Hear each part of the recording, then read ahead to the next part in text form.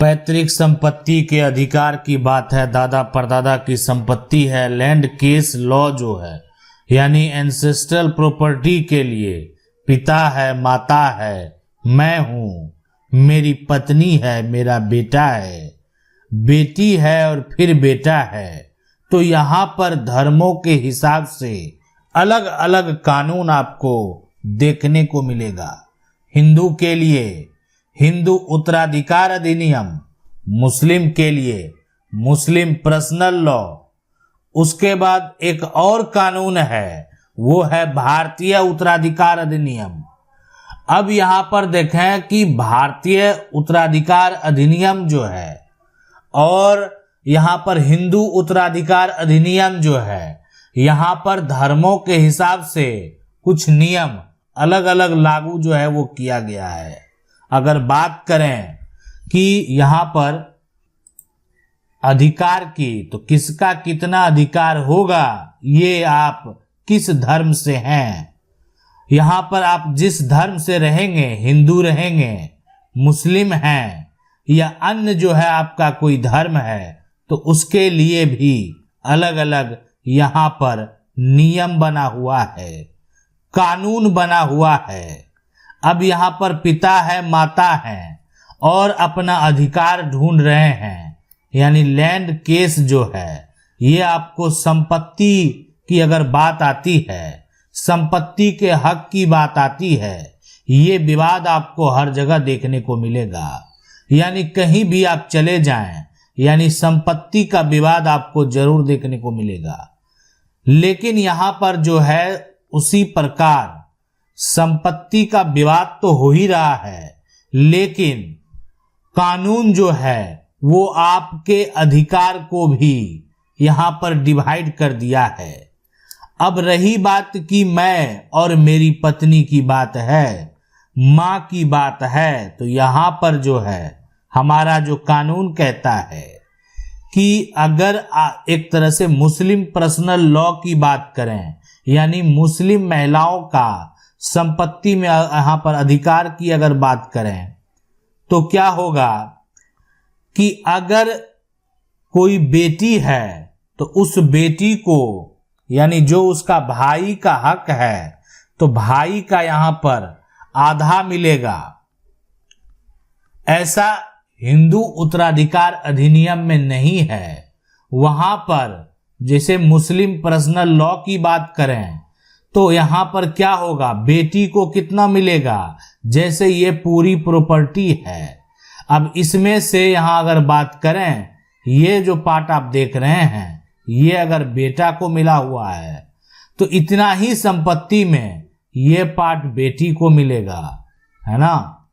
तो यानी जो बेटा है उसका आधा प्रॉपर्टी मिलेगा किसको, बेटी को। और इसके अलावे यहाँ पर पति की संपत्ति में पत्नी का भी हक होता है, यानी मुस्लिम पर्सनल लॉ की बात कर रहे हैं। उसके अलावा भी यहाँ पर अगर हक की बात करें तो और भी हक है। यानी आप मान लेते हैं कोई भी व्यक्ति है, उसका जो है सिर्फ यहाँ पर बेटा नहीं है, ये बेटा नहीं है, ठीक है, बेटा नहीं है, बेटी है, और इसके जगह पर भी क्या है, बेटी है, यहाँ भी क्या है, बेटी है। अब इसमें क्या होगा कि ये व्यक्ति जो कह रहे हैं कि मैं हूँ, मेरी पत्नी है, लेकिन इनको सिर्फ बेटियां हैं। और मुस्लिम पर्सनल लॉ की अगर बात करें तो इसके अनुसार यहाँ पर हक किसका होगा, तो संपत्ति में हक बेटियां के जो है, बेटी जो है उसका तो होना ही है, साथ में इनका जो भाई है ना, इनका जो भाई है, यानी कह सकते हैं इस बेटी का जो चाचा है, चाचा को भी हक मिलेगा। यानी मुस्लिम पर्सनल लॉ में जो आपके चाचा है उनको भी हक मिलेगा। इसके अलावा ये बात जो है हिंदू उत्तराधिकार अधिनियम में नहीं होने वाला है। इसमें जो है बेटी है, बेटी है, चाचा का कोई हक नहीं है, यानी बेटी ही परिवार की उत्तराधिकारी है। जितना संपत्ति बेटा को मिलेगा उतना संपत्ति बेटी को भी मिलेगा। तो इसलिए यहां पर जो है सभी का अधिकार क्या हो गया, समान हो गया। हिंदू उत्तराधिकार अधिनियम हिंदू, जैन, सिख, बौद्ध के लिए यहां पर मान्य है। भारतीय उत्तराधिकार अधिनियम पारसी, यहूदी और क्रिश्चियन के लिए है।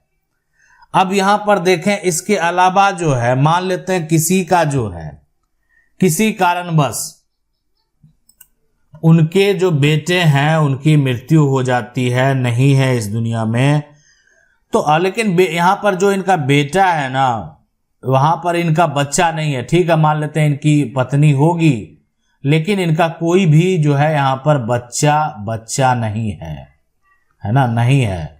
इस केस में क्या होगा कि जो एक तरह से जिस बेटे की मृत्यु हुई है ना, उसका जो भी प्रॉपर्टी है उसका यहां पर 1/3 1/3 जो है यानी इनकी मां को मिलेगा। इनकी मां कौन है, ये है ना, इनकी मां है ना, इन्हीं का ये तो बच्चा है, ये इनकी मां है। वह 1/3 जो है अपने मां को भी एक तरह से देना होगा। अब देना क्या होगा, बेटा तो है ही नहीं कानूनी तौर पर, यानी मुस्लिम पर्सनल लॉ जो कानून है, कानूनी तौर पर उनका अधिकार होगा।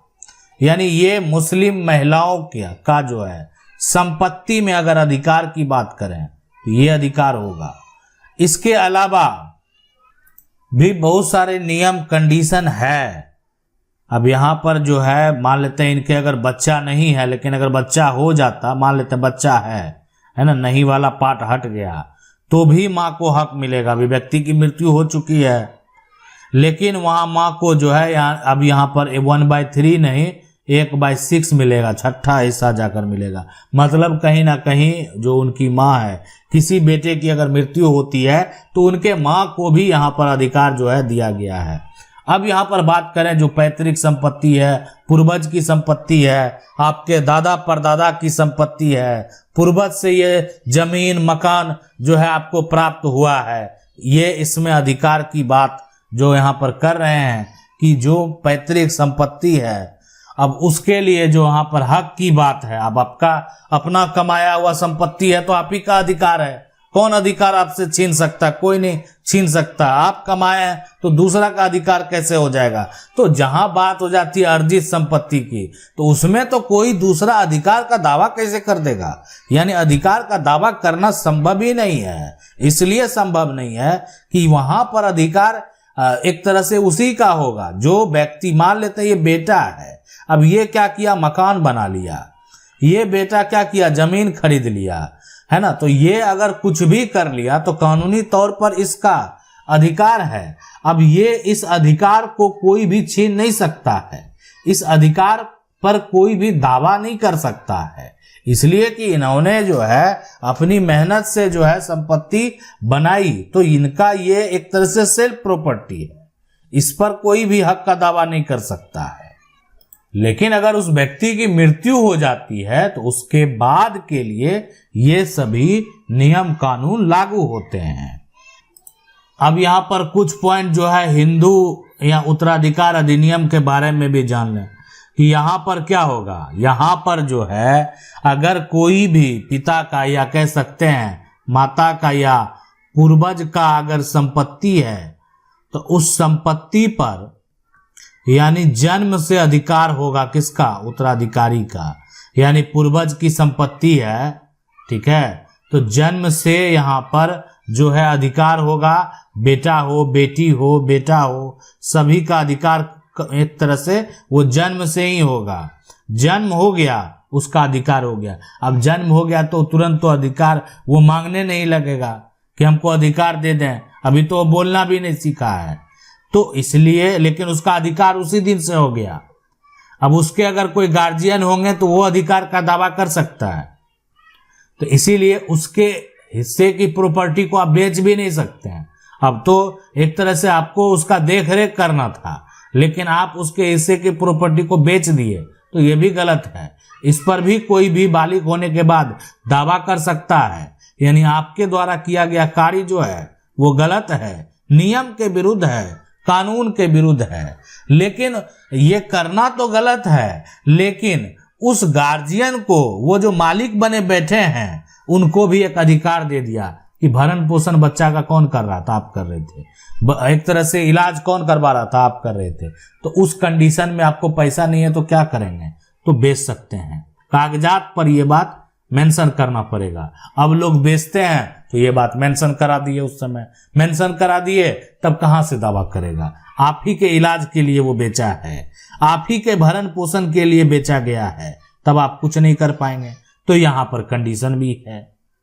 इसके अलावा अगर बात करें कि कोई भी प्रॉपर्टी है, ठीक है, तो अगर पिता है बेटा का नाम कर दे तो बेटी विरोध कर सकती है, यानी बेटी उसका विरोध जता सकती है। यानी कोई भी पिता के द्वारा अगर संपत्ति, एंसेस्ट्रल प्रॉपर्टी की बात है, पैतृक संपत्ति की बात है, बेटी तुरंत विरोध कर सकती है, बेटी उस पर ऑब्जेक्शन लगा सकती है। अब कोई व्यक्ति क्या किया, अपना जो पैतृक संपत्ति है वो पत्नी के नाम कर दिया, ठीक है, पत्नी के नाम अपना संपत्ति जो है वो कर दिया, तो ये आपके मन में चल रहा होगा कि अब क्या होने वाला है। देखें, कोई भी जमीन है, अब ये जमीन का टुकड़ा मान लेते हैं कि पहले क्या था, ये पैतृक संपत्ति था, अब ये संपत्ति क्या हो गया, पत्नी के नाम व्यक्ति कर दिया।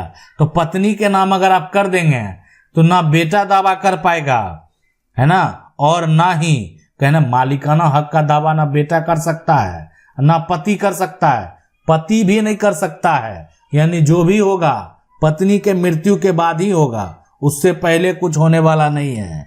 तो ये है यानी हिंदू उत्तराधिकार अधिनियम का नियम और कानून। अब भारतीय उत्तराधिकार अधिनियम जो है, इसमें जो क्रिश्चियन है उसके लिए क्या नियम है ना, कानून है।